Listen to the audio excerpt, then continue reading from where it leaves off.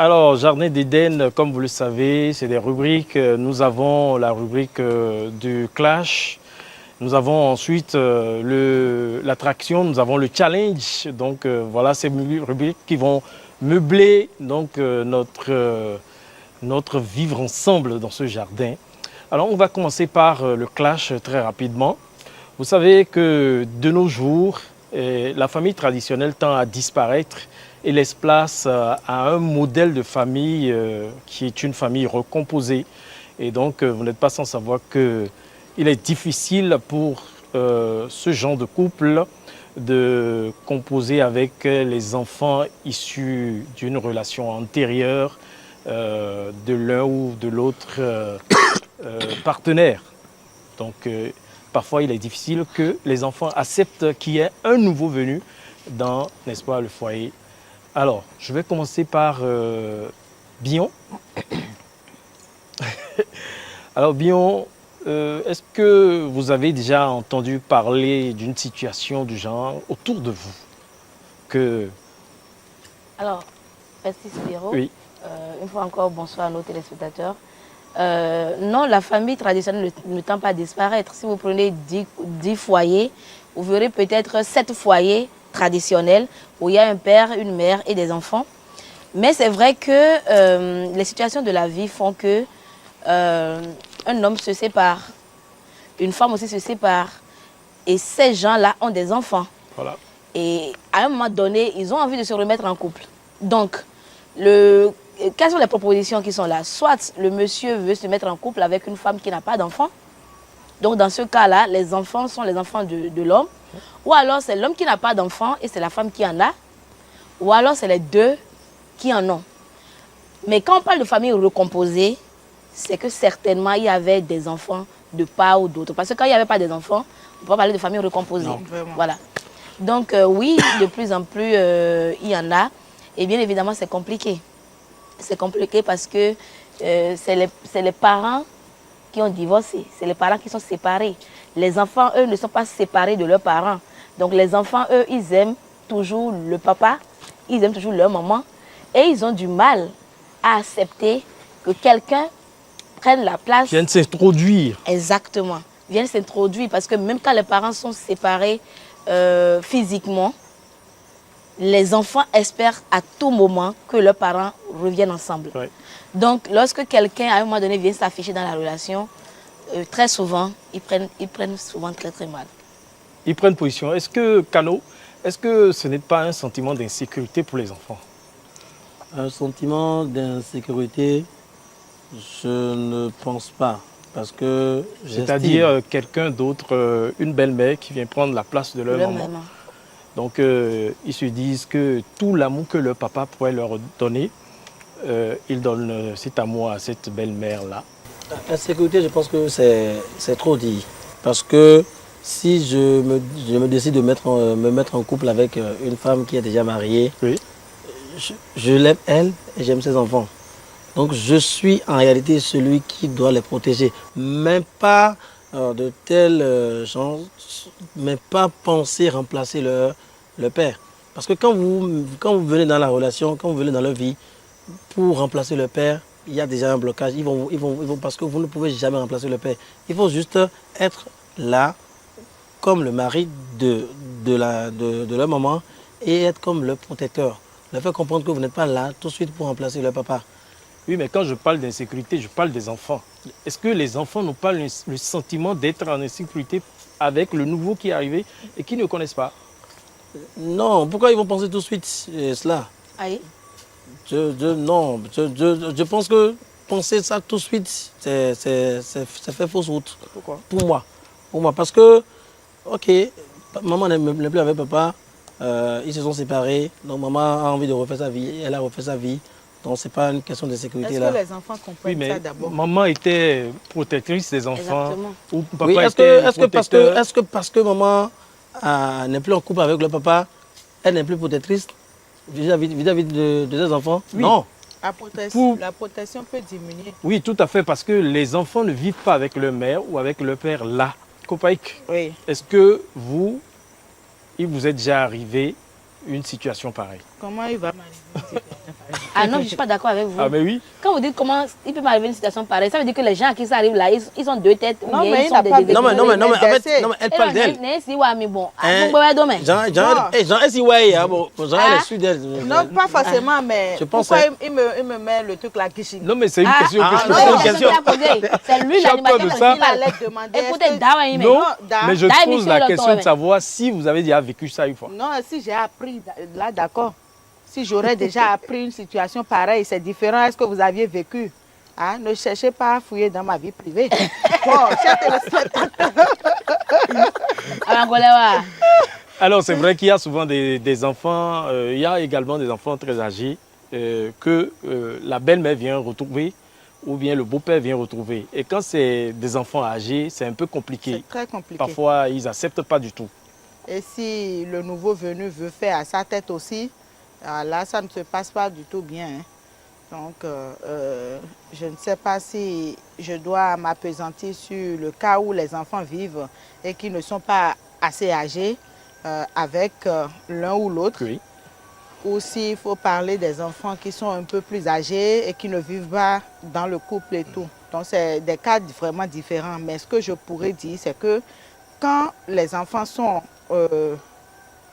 de bas âge et que l'un ou l'autre des parents se remettent ensemble, c'est souvent une lourde responsabilité de la personne qui entre et de son humilité. C'est ça qui favorise les choses. Mais si l'une ou l'autre des parties ne fait pas un effort supplémentaire, là, ça va du coup vite se casser et tout. Et les enfants vont commencer à avoir des frustrations. Ah, maman n'a plus notre temps depuis qu'elle est avec son nouveau chéri. Elle n'a plus notre temps, elle ne s'occupe plus bien de nous. Ah, avant que papa, le nouveau papa ne vienne, ah, maman, elle s'inquiétait pour nous. Elle faisait ci, elle faisait ça. Donc, c'est au nouveau venu d'être un peu plus gentil, un peu plus tolérant et d'être à l'écoute de ses enfants. Vous allez constater que des fois, quand des familles se recomposent comme ça, il y a la personne qui entre dans la vie de l'autre. Si la personne doit bien faire, c'est que cette personne est un peu plus à l'écoute des enfants de son conjoint que de ses propres enfants. Donc, on va essayer de prodiguer quelques conseils d'humilité, de tolérance et d'écoute de l'autre aux conjoints qui se recomposent et tout. Merci Carole. Ben, parfois la femme ou l'homme vient avec ses propres enfants et il y a un conflit entre les enfants de la femme et de l'homme. Comment est-ce que vous pensez que ça peut se gérer? Vous savez, dans tous les cas, ça n'a jamais été une bonne chose. Et ça n'a jamais été aussi chose facile, hein, que ce soit pour l'homme, bien que Tu ça soit préfères pour... ça? Pendant qu'on me dit que ça n'a jamais été une bonne chose. Non, non, non. Attends, Ah, ça va bien. écoutez, Tu préfères que ça vous savez, n'a oui. jamais été chose facile. Quand vous dites que ça n'a pas été une bonne chose, non, Ça n'a pas été une chose. bonne chose. On Non. peut choisir aller avec qui on veut. Il faut Non, gommer mais cette parole-là. attendez, il peut y avoir... Vas-y, des vas-y, Ben, bon, tu as je la lui parole. laisse la parole alors. Hein. quand je dis que ça n'a jamais été une bonne chose, là, C'est pas souhaitable, il veut dire. ce n'est pas souhaitable. D'accord? Ce n'est pas je préfère souhaitable. Non, il faut nous parler Parce le que français là de façon claire. il y a toujours des conflits qu'il faut gérer. Tu peux aller en fond. Hein. J'aime souvent quand tu fais... quand tu vas en français et en fond à la fois. Mais t'as les bébés en haut d'agbélé, mais tiens, Ah, il y a un vieux de rose. Moi, Barabara vit. En fait, il y a vraiment des enfants récalcitrants. Il y a des enfants bizarres. Il y a des enfants bizarres, des femmes qui sont vraiment bizarres aussi. Et des hommes Moi, j'ai un aussi, cas hein. pratique. Hein. Oui, Ah, allez-y. Il n'y a pas des hommes bizarres. Pardon? Je Non, me non, le il parle, cambionne. et enfin, il généralise. Je Il y a te reviens. les hommes bizarres, Je il y a me les le femmes cambionne. bizarres, il y a les enfants bizarres. Vas-y, on y Tout va. le monde est bizarre dans le pays. Tout le monde est bizarre dans le couple. Moi, je pars d'un cas pratique Oui. où le monsieur a déjà perdu sa femme. Et ce sont les enfants même qui ont demandé à leur papa De prendre. de prendre comme épouse une copine de leur maman. Ok. Au nom de quoi? Au nom de quoi? Hein? Au On nom de laisse quoi? le fil de la Non, en histoire. fait, Peut-être que les Elle- enfants se sentent plus en elle est sécurité familière. avec. Attends, Voilà. attends. Ok. Et comme Mando et Dokuya, oui. Ok, ok. Mais tu sais que Menele a Kuya, Menele a Kubo Djanji Begome nous vile. Monnaie. Ah bon, là, nous vile bien. C'est-à-dire, il faut être plus explicite. Faut me dire ouais. Eh, Koudi. Le clan, là, Il avec faut quel monnaie savon? un peu le fond. là. Avec quel savon? elle a fait tout possible pour écarter ses enfants. De leur papa. Oui, de leur papa. Vraiment. Hein. C'est pour ça que je dis que dans tous les cas, ça n'a jamais été une bonne chose. C'est vrai, ce n'est pas souhaitable. Parce qu'il y a toujours des caprices qu'il faut supporter. Il y a toujours quelque chose, il y a une histoire qu'il faut gérer. Soit c'est l'homme qui doit faire preuve vraiment de discernement et savoir équilibrer les choses dans le foyer, gérer le quotidien pour qu'il n'y ait pas de frustration. On ne le souhaite pas. Nous ne sommes pas dans la providence divine. Personne ne sait demain. Mais essayons vraiment, lorsque ce cas surviendra, il faut vraiment avoir une tempérance pour pouvoir gérer ces genres de situations. En attendant que notre DJ n'ait son micro. Alors, qu'est-ce que vous en savez? Moi, j'ai vécu un cas spécial. Oui. Un cas spécial. Je vous dis, j'ai fait mon enfance avec une famille recomposée, où le monsieur faisait des promesses à l'enfant de la maman. Je vais t'acheter ci pour ta scolarité, je vais faire ci. Mais figurez-vous que le monsieur n'a jamais payé la scolarité de cet enfant-là. C'est juste pour miroiter sa femme. Mais pourtant, il faisait tout à son propre enfant. L'enfant que cette dernière a fait pour lui plutôt, il payait sa scolarité. Mais pour l'enfant de la dame, il ne foutait rien. Il ne faisait rien. Vous voyez donc, quand on parle de famille recomposée, moi je prie toujours pour dire, on n'a qu'à demander à Dieu de nous mettre sur une bonne personne sur notre foi. Pour que cette dernière ou ce dernier puisse avoir l'amour de son prochain. L'amour pour gérer ses enfants, l'amour pour prendre ses enfants comme ses propres enfants. C'est une question de bonne chance. Tomber sur la bonne personne, surtout ça. Sinon, vous allez avoir des problèmes. Merci Cédric. Alors, bien, pour harmoniser tout ça là, est-ce que le papa ou la maman n'a pas un rôle à jouer, un rôle conciliateur? Comment est-ce qu'il faut s'y mixer tout de suite dans la vie des enfants, ou bien permettre aux enfants, leur donner le temps de s'habituer, de s'adapter à la nouvelle venue ou au nouveau venu? Merci beaucoup, Spiro. En fait, j'ai l'impression que nous voyons cette situation-là de façon simpliste. D'abord, il n'y a pas de bon ou de mauvais cas. Personne ne se met en couple en se disant « je vais me séparer » ou alors « mon conjoint va mourir », c'est-à-dire ma femme va mourir ou mon mari va mourir. C'est des situations. C'est des situations de la vie. C'est un peu comme moi, j'ai écrit un livre sur la perte d'un enfant. Je n'ai pas prévu perdre un enfant. Donc, c'est des situations de la vie. Et quand ces situations-là arrivent, vous n'avez pas le choix. À un moment donné, vous devez y faire face. Et donc, quand vous devez faire le choix d'un nouveau conjoint et que vous avez des enfants, vous étant déjà un adulte, vous devez vous mettre de côté et voir l'intérêt des enfants d'abord. L'intérêt des enfants d'abord. Mais pas que, parce que vous aussi, vous avez le droit d'exister. Parce que tel qu'on présente la situation, des gens qui sont dans une famille recomposée vont culpabiliser, vont avoir l'impression qu'ils font une mauvaise chose. Et il y a beaucoup de pesanteur sur ce genre de famille recomposée. Vous voyez, le voisinage est prêt à juger la dame qui gronde l'enfant de son mari. Le voisinage est prêt à juger le mari qui taloche un peu l'enfant de sa femme. Mais si c'était le père de l'enfant ou la mère de l'enfant qui frappe ou qui taloche, personne ne va trouver ça anormal. Parce que pour éduquer les enfants, il faut bien de temps en temps les réprimander. Tout à fait. Donc, le cas est pluriel. Quand c'est les petits-enfants, ce n'est pas les mêmes approches que quand c'est de grands enfants. Quand c'est les petits-enfants, franchement, il faut aller subtilement. Prendre le temps de leur expliquer. Parce que quand les parents se séparent, les enfants pensent souvent que c'est leur faute à eux. Ah, c'est parce qu'on a fait quelque chose que papa et maman sont de se séparer. Il faut rassurer les enfants que papa vous aime, maman vous aime. C'est papa et maman qui ne s'aiment plus comme avant. Comme avant, ça ne veut pas dire qu'ils ne s'aiment plus. Puisque vous êtes là, vous êtes le fruit de leur amour. Et leur expliquer que papa et maman ne sont plus ensemble, mais la vie continue. Voilà, papa et maman ne sont plus ensemble, mais la vie continue. Et ce n'est pas que papa déteste maman ou que maman déteste papa. Il faut vraiment travailler à préserver la psychologie des enfants. Et j'en appelle aux parents qui qui viennent parler mal de l'autre conjoint à l'enfant. Ce n'est pas votre conjoint que vous détruisez. Merci, Billon. C'est vos enfants que vous détruisez. Donc, si vous êtes une femme, par exemple, votre époux vous a trompé, vous êtes quitté, et que vous venez parler mal du papa aux enfants, vous détruisez l'image du père qu'ils ont.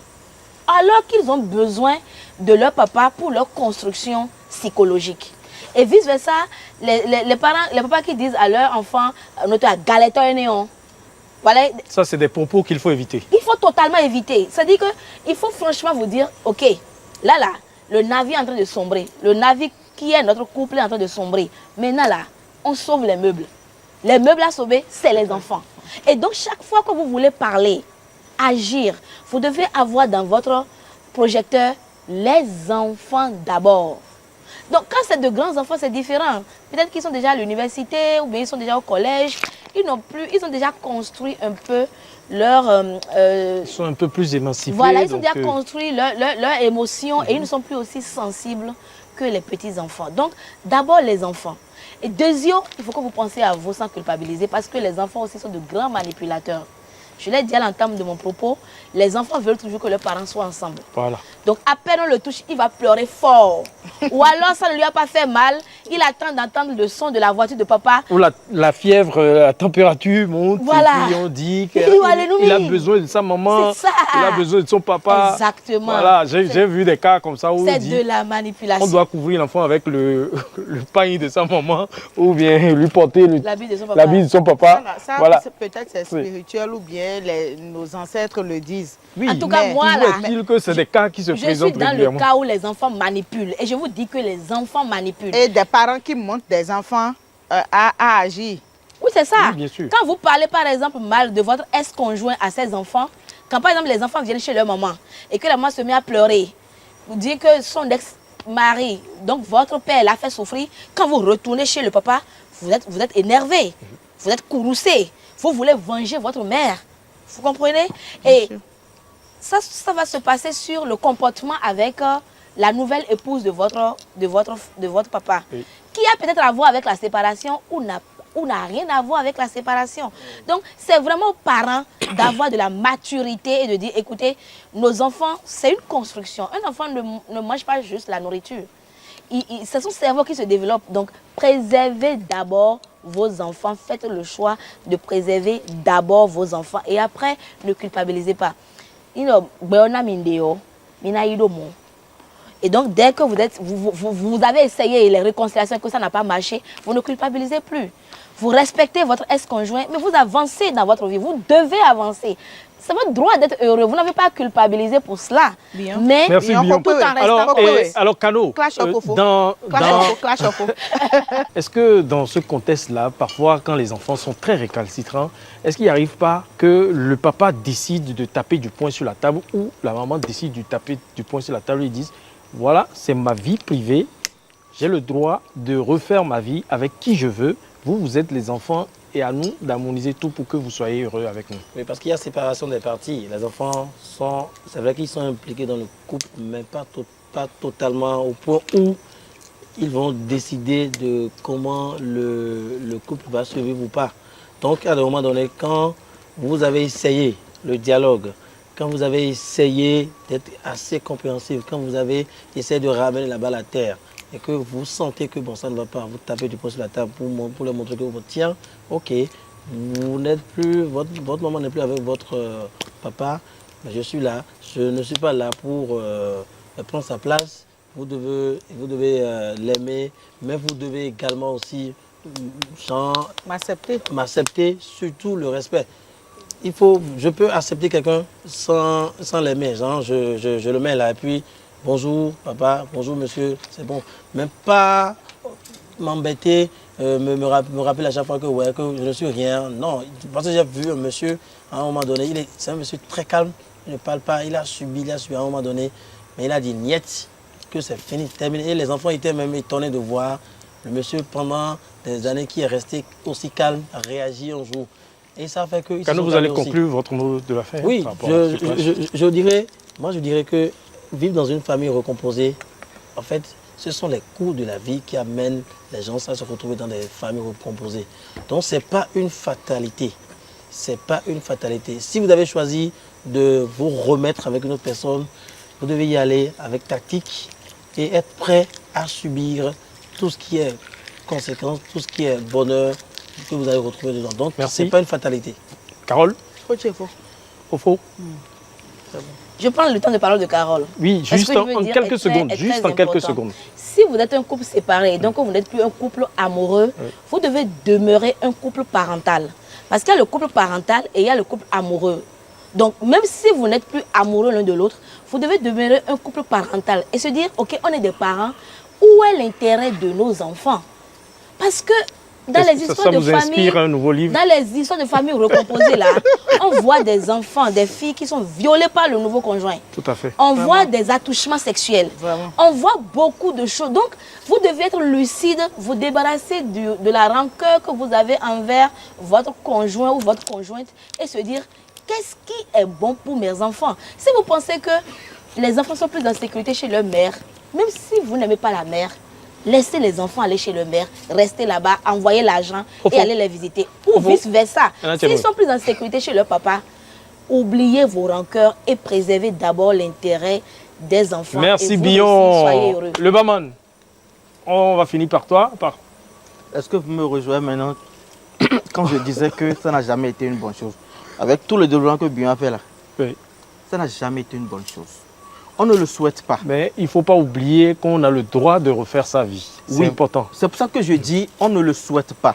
Parce que soit c'est un décès, soit c'est divorce, ou bien c'est quoi même? Pratiquement, ce sont ces deux hypothèses-là. Effectivement. D'accord? Oui, les deux causes. Donc, dans l'un ou l'autre, c'est vrai, il faut refaire sa vie, mais il faut vraiment faire preuve de maturité. Et la maturité, que ce soit du côté des parents, mais surtout aussi du côté des enfants. Il faut un travail psychologique. Il faut un travail psychologique, maturité, l'acceptation de l'autre. Parce que vie bizarre de l'aider. Je reviens encore.